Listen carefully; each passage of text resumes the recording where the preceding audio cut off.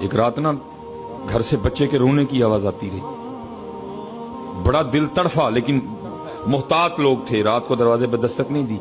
صبح فجر کے بعد جب تھوڑی گہما گہمی ہوئی تو آپ نے دروازے پہ دستک دی، ایک پردہ خاتون نے دروازہ کھولا۔ آپ نے فرمایا ساری رات تیرے گھر سے بچے کے رونے کی آواز آتی رہی، خیر تو ہے؟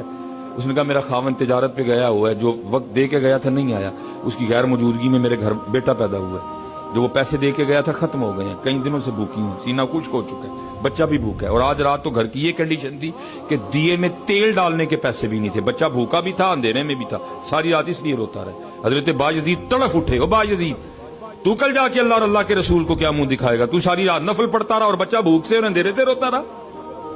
اور جی اس کو یاد رکھیے گا، اس کو اتنا لائٹ نہ سمجھیے گا۔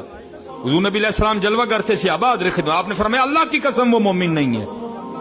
صحابہ تڑف اٹھے، حضور قسم اٹھا رہے ہیں، اللہ کے نبی کو قسم اٹھانے کی کوئی ضرورت نہیں۔ پھر فرمایا اللہ کی قسم وہ مومن نہیں ہے، پھر فرمایا اللہ کی قسم وہ مومن نہیں ہے۔ صحابہ روکیز کرتے ہیں اللہ کے رسول وہ کون ہے جس کے لیے آپ 3 بار قسم اٹھا کے کہہ رہے ہیں وہ مومن نہیں ہے؟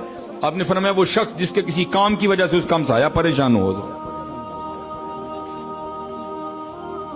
آپ اسی وقت بازار گئے، سودا سلف خریدا، لا کے اس کو دیا، فرمایا میں بھی دھیان رکھوں گا، تجھے ضرورت ہو تو بھی پیغام بھیج دے۔ خامد واپس آیا، ظاہر اس کو پتا تھا میں لیٹ ہوں، اس نے آتے سب سے پہلا سوال یہ کیا کہ پریشانی تو نہیں ہوئی؟ اس نے کہا بس 1 دن اور 1 رات ہوئی، پھر نہیں ہوئی۔ اس نے کہا 1 دن اور 1 رات ہوئی، پھر کیوں نہیں ہوئی؟ اس نے ساری بات بتائی۔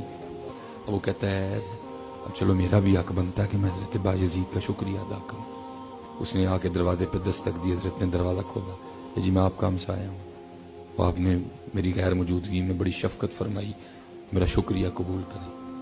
اب آگے سے اس کو کہتے ہیں شکریہ چھوڑ، یہ بتا وہ جو بچہ ساری رات روتا رہا اس پہ تو نے مجھے معاف کر دیا؟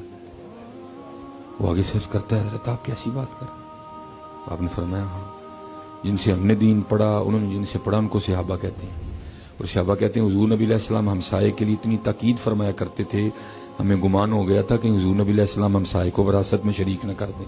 اور باجزید ساری رات نفلیں پڑے اور چھوٹا سا بچہ ساری رات بھوک اور اندھیرے سے روتا رہا، میں کل جا کے اللہ اور اللہ کے رسول کو کیا منہ دکھاؤں گا؟ تو شکریہ کو چھوڑ، بس یہ بتا دل سے معاف کر دیا؟